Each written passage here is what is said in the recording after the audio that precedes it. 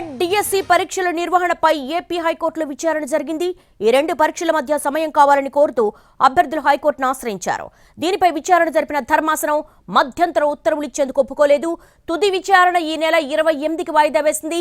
Counter దాఖలు చేయాలని ప్రభుత్వాన్ని ఆదేశించింది ఏపీ హైకోర్టు.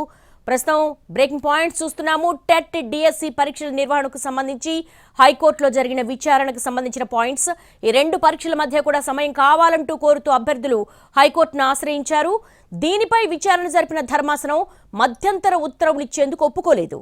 తుది విచారణ ఈ నెల 28కి వాయిదా వేసింది. కౌంటర్ దాఖలు చేయాలని ప్రభుత్వాన్ని ఆదేశించింది ఏపీ హైకోర్టు.